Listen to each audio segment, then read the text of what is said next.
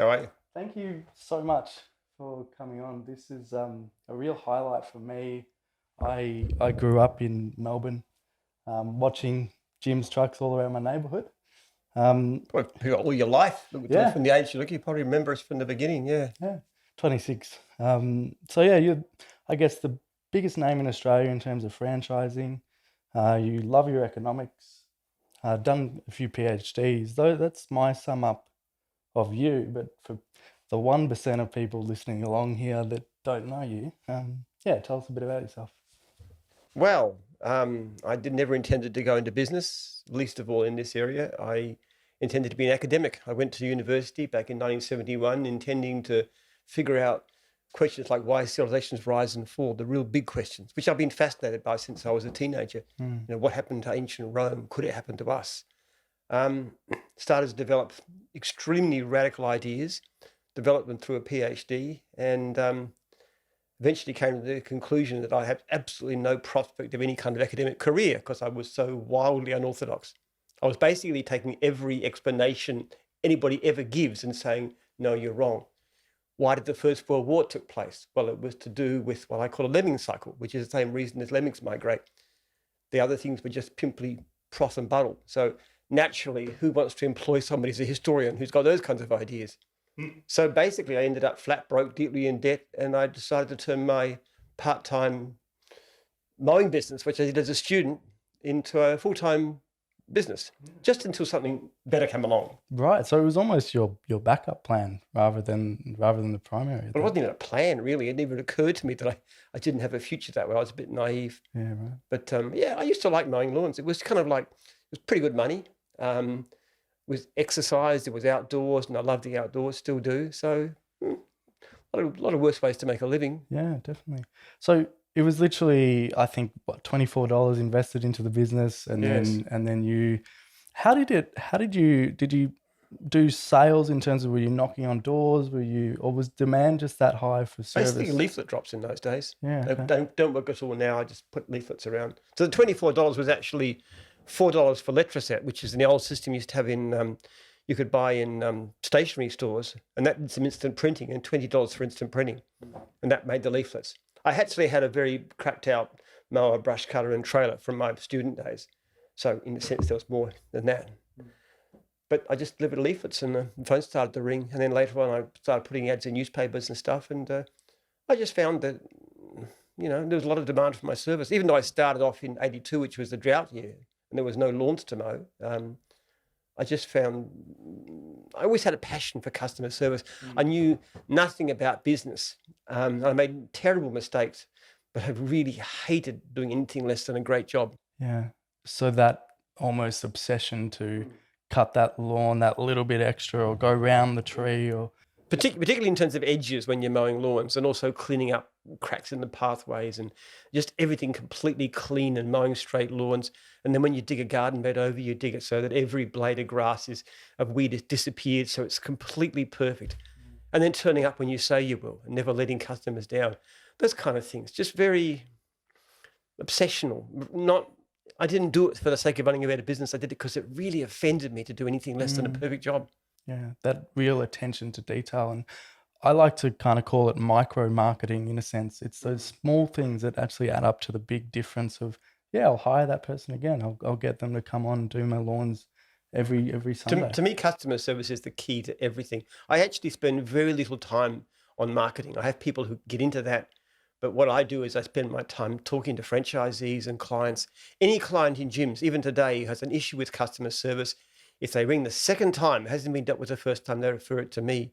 I follow up on all the bad surveys, and I contact people and say, what are we doing about this? And I just get very, very heavily involved in pushing better and better service, and better systems, and better IT, always pushing for better service. And if we've done that, and as the service has improved and the complaints have dropped off, the leads just keep on going up. It's quite, I mean, you'd expect it, but even so, it's remarkable. Like latest figures is 28% of our leads are unserviced, and it's getting higher all the time. 28%. We're not getting close to 1 in 3 leads we can't handle. Wow. And how does that conversation go? Because as someone who's a perfectionist and you want to help as many people as possible, it must hurt to knock back those leads. It does. but it's better than having somebody book the service and then get bad service. Yep. It's kind of like, I don't know how you'd regard it. It's almost like an exclusive nightclub. People want to queue up to get into the nightclub, and the fact that they turn people away doesn't detract from it, does it? Now, we don't want to do that. We'd like to service everybody, of course. But I'd much rather give fantastic service for those who do manage to get service done and let other people go elsewhere. Yeah.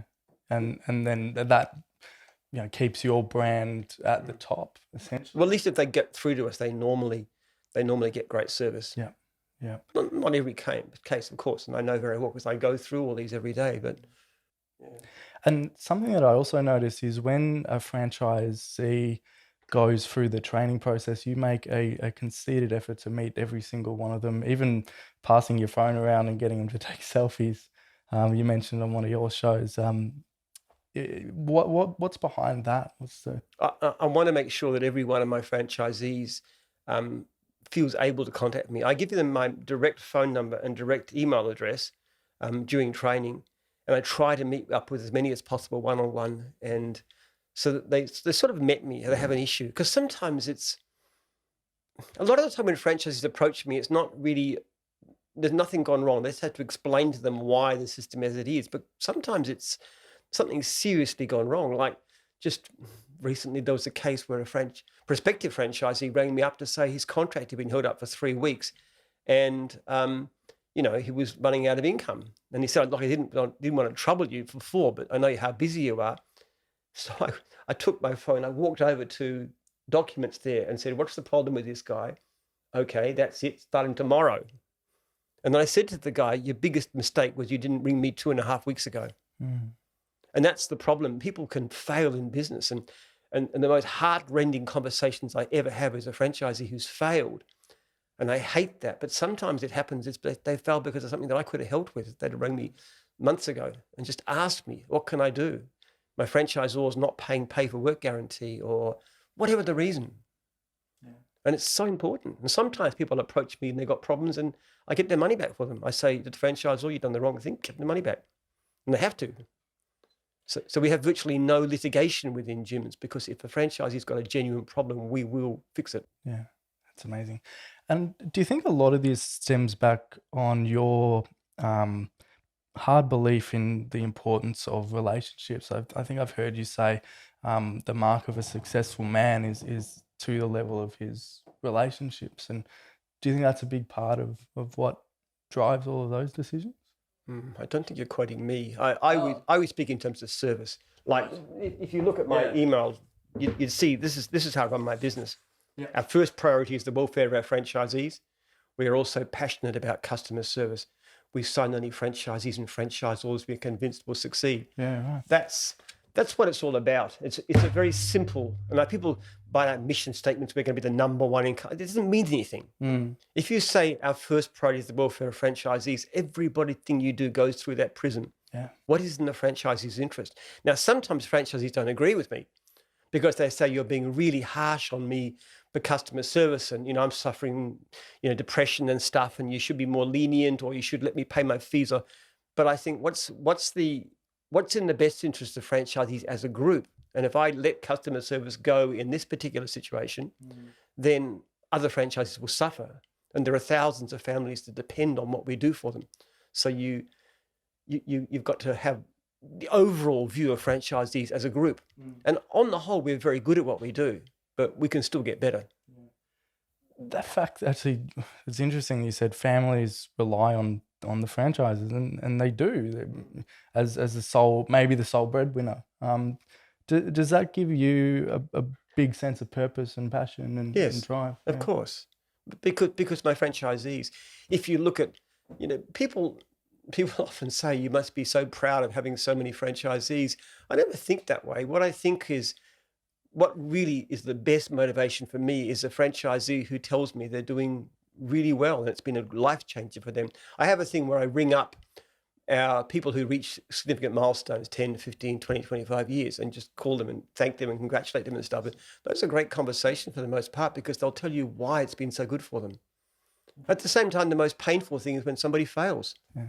You can never get used to that. And I know we'll never have 100% success, but I'll never be satisfied until we do. That's interesting. So that you've got both ends of the spectrum there, someone failing, but then someone 25 years.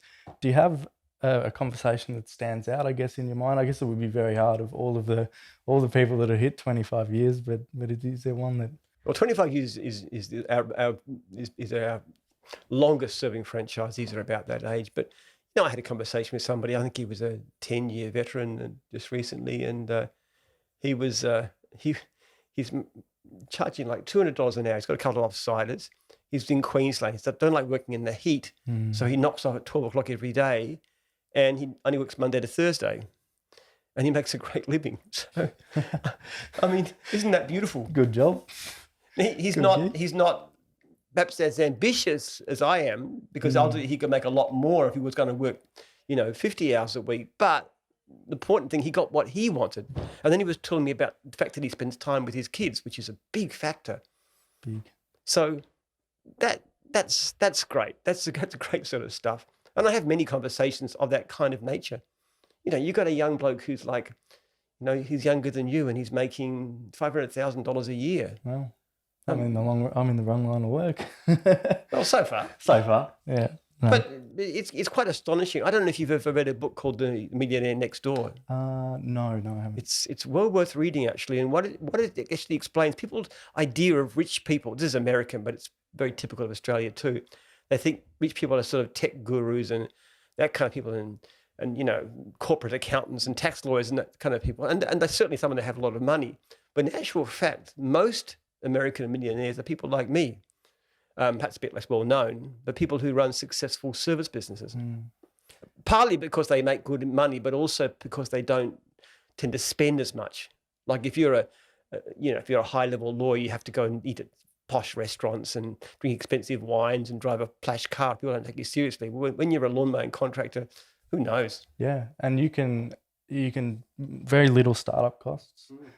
Quite easy because, well, especially in Australia, we're a service-based economy, for lack of a better word. But and then in terms of getting clients, if you're doing a service that's valuable and saves people time and money, and you're going to have work. So yes, it's an easy place to start. It doesn't require years of education.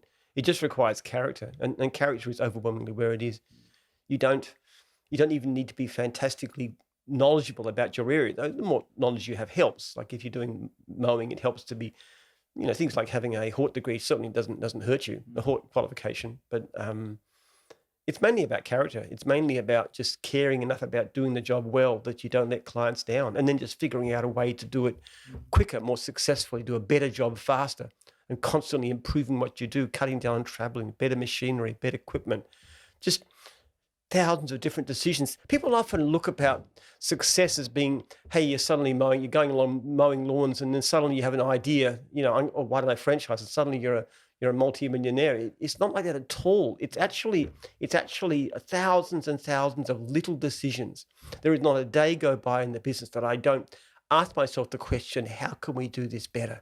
How can we improve? Every time there's a complaint coming, every time a franchisee is unhappy, every time advertising not working, everything all the time. How can I never be satisfied?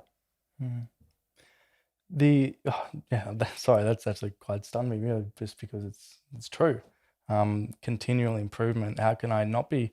Look at what I want to do in 10 years. It's more, what can I do today? What can I do that'll make me better tomorrow? I often tell during training, I talk about this story. It's about the importance of coming to meetings, about a franchisor who knew that certain franchisees in his region were not upselling effectively. And upselling is a very key in our kind of industry. So he was going in, I think he was a mowing guy, he was mowing the lawns, but he wasn't asking for the gutter clearing and the rubbish and the gardening and so forth. And it was costing them money. Not only the fact that they wouldn't have as much work, but because it wasn't as highly paid, because the hourly rate on extras is better. So it's a very important skill that we try and teach them. And he knew these guys hadn't learned this. So he said, I'm going to run a special meeting about upselling. And because he didn't want to talk all the time himself, he said, I've got 3 guys in my region who are fantastic at upselling. Now, I forget their names. Let's call them Tom, Dick, and Harry. All right. So he had no reason. They're all great. He said, I'll pick Tom. No reason. And so Tom got up that evening and gave a great talk on upselling, what kind of jobs you can do, how you approach the client, why it's so valuable, the whole doc. So it's fantastic, inspiring talk. And while he was talking, the franchisor looked around the room looking for the guys who were doing badly. They weren't there. But what was really striking is sitting in the front row, leaning forward, listening to every word, were Dick and Harry, the two guys who could have given the talk just as well. So what's the difference between them? You had people who not doing very well, but they don't see the need to do better. And you have people who are doing much, much better, who are always looking to improve. And that is the key to success in anything. Every day when you're doing your job, what mistake could I make? How could I improve that interview? How could I improve the setup of what I was doing? It took you a while to get it. I'm not saying it really mattered. No, I am aware. In this case, I'm aware, yeah. But you're always learning. And that's that sense of, I think to me, a business success has a lot to do with biblical virtues, particularly ones Jesus talked about. And I say that as a Christian, but also in a business sense, the willingness to be humble, to say you've made a mistake, to say you improve. And I do that all the time. If you read my book, for example, I don't know if you've seen this. I've downloaded it and listened to the have a look first at that. hour. What you'll see through that is a whole series of mistakes. Where can people get this? Just quickly. I just around www.jims.net, and you go into, I think it's Meet Jim, and you can download it for free. I'll put the link in there. Yes. But you'll see all those cases where I talk about the things. So that's an element of humility. And the other element too that we talk about is the element of service, which is also a very Christian way of looking at things. It's Jesus washing his disciples' feet. Well, in a sense, not that I'm Jesus, of course, but when I look after my franchisees, I'm serving them. And I always say to them, who's the most important person in the room? It's not me, it's you. Because I'm here to make you successful. You don't work for me, I work for you. And that's reversing the normal way we think about franchising. And a lot of things we do, like, for example, we give our franchisees and franchisors veto rights over changes to the manual. We just put a series of referendums to them. There was 3 proposals, of which 2 were passed and 1 was knocked back. Yep. They just said, we don't want this in the manual. So they're going to veto. They've got a veto. Wow. So collaboration more than, because I've worked in businesses that have franchised, and it just does not work because they have this mentality of you buy a franchise and then we're just going to point at you and tell you what to do. You see it. I mean, I know Current Affair had, not the best watching, but the Current Affair had a big expose on retail food group. I don't want to point names, but I was just shocked by, they were forcing them to buy high margin products. They were, and it seemed like there was a lack of that collaboration. Well, you look at all the problems with RFG and the things they do will be completely impossible in our system. For example, we do not permit third line enforcing. If a franchisor was found to do something like that, could be breached and terminated. Wow. You cannot download. The only thing we make them do is we need to buy public risk insurance through Jim's Insurance, because practically speaking, that's the only way we know we can know that they're insured. But no other form of insurance, no other product, nothing they have to buy from us. So it's changes to the manual. We can't change the manual without their permission. It's forbidden. As far as I know, we're the only franchise system in the world. We actually allow our franchisees the rights. We can allow them to vote out their franchisor by majority vote. It's the only system in the world that does this. So the whole system is designed to empower franchisees. So what they did would be impossible. Even if I was to drop dead tomorrow and Jim's was sold, anybody tried to buy it and tried to do what RFG had done would get themselves into so much strife, because the contracts themselves are so developed in such a way that they protect franchises. Even if I wanted to do the right thing, I couldn't. Yeah. So someone listening along now going, wow, I'm impressed by gyms. I really want to get involved in a gym. So I've been thinking about it for a while now. What would be the process and what would be your advice on the back end? Because there's so many things people can do in the gyms network. There's ones that I found through my research on this that I didn't know existed, because there's that many. So yeah, what would be the process and how would someone decide? First of all, you need to check out the website and find out what you're interested in. There are 50 odd divisions. I think there's probably only about a dozen or 15 that are really seriously working very well. There's new divisions that we're trialing out, like batteries and mobile tires, which is you know, got to be cautious.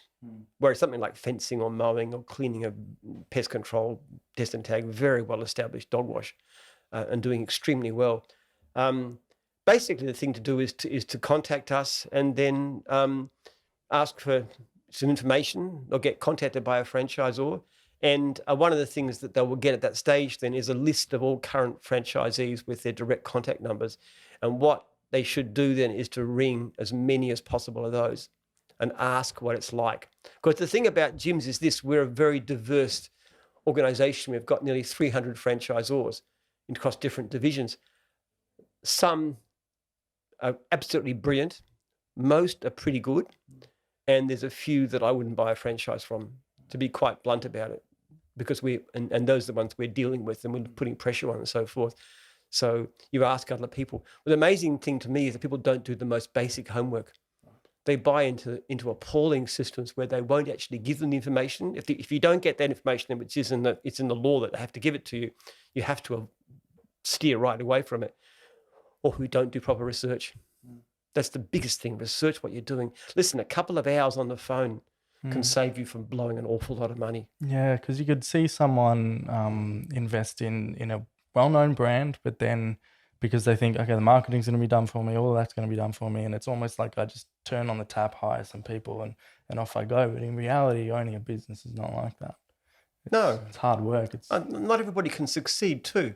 Look, we do relatively well. Just you look at normal statistics on failures of business in their first year, businesses like cleaning and mowing.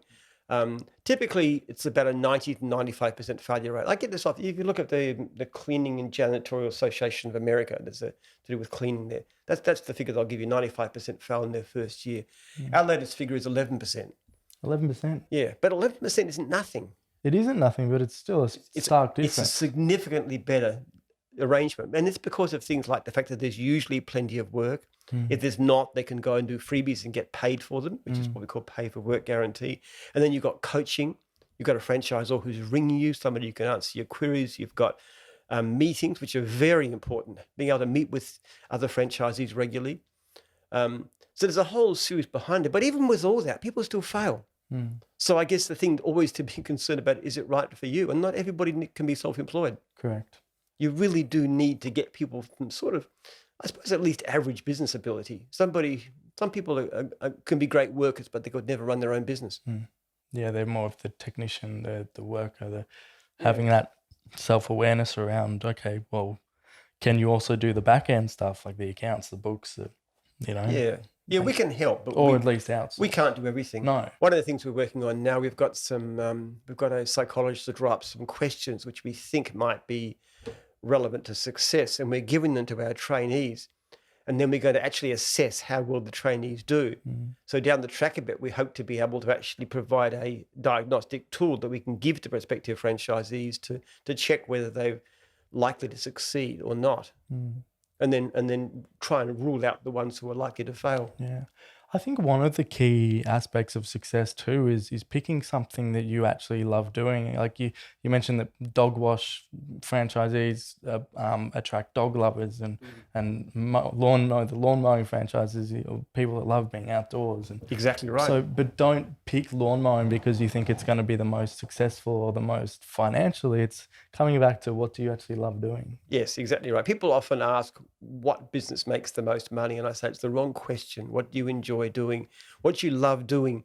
You'll probably make more money at, but it's your whole life, for heaven's sake. Yeah. You can't do something. Like, for example, I would never be a cleaner. I could not stand cleaning or inside, but mowing lawns, I think is great business. I wouldn't mind trees. I think tree lopping is fantastic. It's very challenging and exciting. It's very, very macho. It's kind of good.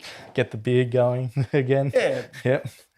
Building fences, I could see myself doing that because it's physical and outside. And I still like being physical. I work on my farm every week, and just, I love just clearing weeds for a few hours a day. It's just fun. Yeah. Well, that fun, and it's funny because I joked before that the guy earning 500,000, I'm in the wrong business, but I don't think I am. This is something that I love doing, and I'm passionate about it, and hopefully it comes across to people listening along. Well, you've done pretty well. You're still young. At your age, I was going nowhere. I was a penniless Ph.D. student, so there you are. Yeah. We all have our own story. I'd love to talk. You've got a big passion for sciences and research, and you've now got to a position where you're able to fund some really amazing projects. Can you touch on a little bit of that work and what's going on there? What I've come to the conclusion is that so much of everything depends on character, um, which fits into business ideas too. Who succeeds, much more to do with character than anything else, but certainly it applies to civilizations. The reason that we have economic growth and wealth is because the people in the society have the attitudes that create it. They're business like entrepreneurial, hardworking, honest, those kinds of characteristics. So I started with that from my PhD, looking at rise and fall of civilizations and all kinds of cycles and things, and looking at and then using this idea about character to understand what's going on. And then what I've done partly then, but much more since then, is look at the biology behind it. And a lot of it comes down to epigenetics. There's influences in the environment that that cause changes in the way that genes function, that cause people to be more successful. And these are driven by things like, for example, chastity, restraining sexual activity, and those kinds of activities. And that creates civilization. And then when we become wealthy and urbanized, that whole system, which I call C, breaks down. Now, what we're learning to do with rats in particular is to restore that, to keep it strong, even when there's plentiful food. And one of the things we've found is that pheromones seem to be the key. So we found, for example, that when you put rats that have been short of food, relatively just a little bit short of food, like 25% below what they like to eat, and you get the urine, which, by the way, they smell very different. It's quite noticeable. If you go into the room, you'll see them smelling different. But you take their bedding and you give it to other rats. The other rats tend to behave as if they're short of food. And that has very beneficial effect. Like, for example, they become more hardworking, exploratory in rat terms. They become much better mothers. They look after their offspring better. There's a whole sort of positive changes. And that kind of change in character is also associated with a lower level of mental illness, including things like depression, anxiety, schizophrenia. So what we've done is analyzed what's in the urine, and we've come up with some candidate pheromones, which we're about to trial out to see if we can work out what's in the urine that's having these effects. So we try them on rats, and if that's effective, then we try them on people. So it's quite a simple process. We're also looking at ways of directly changing the epigenetic settings themselves. For example, there's these things called microRNAs, which we're starting to look at, which are like the messengers that tell the genes whether to switch on or off. That's a very promising line of inquiry. We've got a research project starting on that. We had a look at CRISPR, whether you could, CRISPR is the thing they use for gene editing. No, I didn't. Apologies. Yeah. Okay. CRISPR it's a new technique. It's really exciting, but that's where you can actually go in and you can go in and there's a faulty gene, for example. You can go in and this thing, it's like a guided missile. It goes in there, hits the right spot, changes the particular gene for a good one, and then that's now fixed. Now, if you can do that in the cells, you can fix all kinds of genetic diseases and stuff. Yeah. So it's a fantastic technology, but we've been looking at if we can apply that to epigenetic changes. But apparently it's a lot more difficult. That's why we're looking at things like pheromones and micro RNA. Yeah, but is the idea of that technique, it's much more specific and targeted and faster to make the change? Or yeah. That's the idea? CRISPR has a lot of problems because it's not... it can have different effects. You can think you're hitting there, but you're also hitting there and there and there. So you've got to be incredibly careful what you do with these kinds of technologies. But it's developing. CRISPR is only a few years old. Right. It's an incredibly exciting. I think the biggest changes in the world will come about not because of IT technology as such, but because of biology. The potential to change genes, to change the epigenetics of people, change character is vastly greater. One of the things that always fascinated me when I was young was ancient Athens. You have this city, relatively small city, a few tens of thousands of free men, in a very short period of time, late 5th, early 4th century, that gave rise to this incredible genius, flowering of genius, like nothing ever seen. in world history, like in philosophy, the whole foundations of Western philosophy, Socrates and Plato, of history, people like Herodotus and Thucydides, of course, and then you have advances in architecture and in art and in theatre. The foundation of modern theatre and literature is almost in that period. It's an amazing surge of creativity. What on earth went on? Yeah, what happened? It wasn't genetic, because the people 100 years earlier, they were nothing like that. And 100 years later, they'd lost it all. But there was something about it which I think I partly understand that caused them to become incredibly capable and original in their thinking. Now imagine if, because I think intelligence is vastly overrated. Imagine if the average engineer was equivalent in ability to the top 1,000 of engineers. That's the average. What could you achieve? We could be setting up settlements on Mars in no time. Yeah. We could be solving the world's energy shortages. I mean, human brilliance, human creativity, the ability to concentrate, to have new ideas is the one resource we do desperately need. Yeah, well, even concentrating humans' creativity, like one thing coming out of China at the moment with the virus is they're building a 1,000 bed hospital in 10 days. And that's just purely out of necessity. But you take that as a outlier and look at it, well, that's human potential to build a 1,000 bed hospital in 10 Certainly days. is. The Chinese have problems not being a democracy. They Well. don't have planning permits. But look, a good example, I don't know if you've read the Ashley Vance's biography of Elon Musk. Is that the one with Elon's face black cover? Don't ask me to colour it. Sorry. It did have his picture on the cover, but it's a wonderful No. it's a wonderful biography, actually. Okay. Not a hagiography by any means. They certainly look at his shortcomings, but the kind of things he's achieved with SpaceX in particular, just getting incredibly brilliant engineers focused on a service, and they've just done amazing things with cutting down the cost of space travel, just by great people. That is the whole secret to everything. People don't think, they think that economic success and everything comes out of putting money into it and stuff. It's garbage. It's people that create success. You have a country that's completely flattened like Japan was in 1945, and within decades they're back to incredible prosperity and they're leading the world, and now they're fading again. So what caused it? It's character. If we can change character, we can change everything, and all the problems that we face of poverty, of mental illness, all come down to character, which I think basically is to do with epigenetics. There is a genetic component behind character, but the epigenetic change is far more important. Well, it's also perspective. I mean, I'll be quite open with you. You talked about mental health, and that's something that I'm very passionate about myself, diagnosed with manic depression. But I just, in terms of my character and how I see it, is the depression gives me an insight into myself that a lot of people don't get, and lessons that I learn. And then the other side of things gives me a level of passion, energy, creativity, and motivation that a lot of other people can't tap into. So what are your thoughts in terms of that, in like perspective changing when it comes to your mental grit and mental toughness? I wish I could achieve the same benefits for you without the suffering. Yeah. Because depression isn't nice. No. I just think I think people can achieve far more, even individually. And I'm actually, when I wrote Biohistory, this book here, a few years back, I only I'll show it to the camera. Yeah. I only touched on that in the last chapter. I'm a lot more confident now that people would actually take up these things.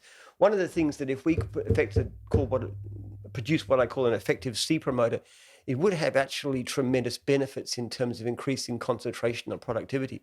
In fact, I intend to take this stuff as soon as it's available because I think it will have that effect. It'll also tend to make you more spiritual, more sort of idealistic. I know the kinds of effects I expect to have, which is why I can't wait to get my hands on it. And I think once we've produced something, it'll go like wildfire. I mean, people take things like Ritalin, students do all the time these days, just because it gives them an edge. But the negative, the side effects are so terrible. What if you could get the benefits without the negativity? And this is just natural pheromones. This isn't some artificial stuff. This is something that's in your body already, but you just change the concentrations. Yeah, it's something I'm actually fascinated with. If I could tap into that heightened level of creativity, but in a safe and healthy way, yes, it would be amazing. Yeah, Creativity is people misunderstand it. They think it's all about genius. Actually, I was trying to Yeah, the quotes. Let's get some quotes. This is from Isaac Newton. My powers are ordinary. Only my application brings me success. And then Albert Einstein. It's not that I'm so smart. It's just that I stay with problems longer. I mean, that is what the geniuses themselves thought. People do endless speculations about how many folds there were in his brain. Well, he was obviously bright, I mean, Einstein, but that doesn't explain who he was. He was incredibly focused and incredibly creative. He could see things in a different way in it because he was so interested. The same thing with Newton. And the funny thing about it is that all these people actually mostly achieved their great success quite young.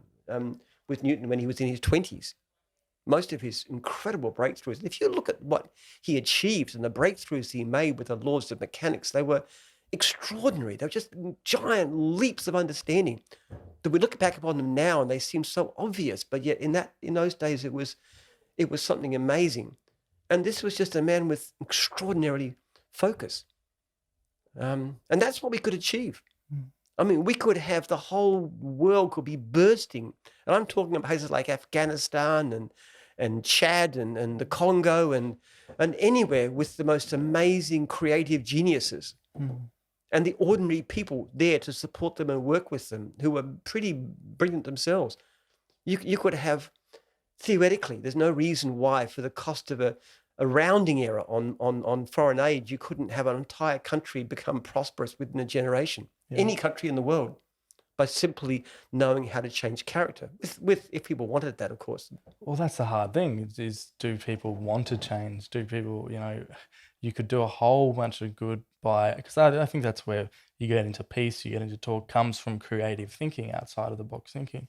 But then the battle that you have is, do people want to change? And well, maybe they don't, but let me just put an idea to you. Let's just say that we developed the right technology for changing character, and some reasonably well-governed African country, say Rwanda. I admire Paul Kagame a great deal, actually, for what he's achieved. Let's just say Rwanda decided to put this into practice. Now, you're not talking about a big expense. It's like an immunization program. It's nothing very big, okay? So no great cost. And then suddenly over the next few years, you start to find that Rwanda starts to become really successful. Kids are learning school, the teachers are better, engineers are better, businesses start to flourish, it starts to develop very, very fast. And people are coming all over the world to find out what's going on in Rwanda. And then they're starting to become leaders in their region. And they're developing new forms of technology, power from the infinite African sun. They're becoming the world leader. Now, other countries may initially turn up their noses and say, but when they start to see that kind of success, everybody's going to want that. Who wants to be behind? Who wants to be the poor kid brother when you could be the shining success? Now, that's the potential for this thing. You could change people, change societies in a way. And people have to want it, but I think they would. I mean, if you knew, okay, people will spend ridiculous amounts of money to send their kids to a private school. Like to go to an elite school, private school, talking $30,000 a year.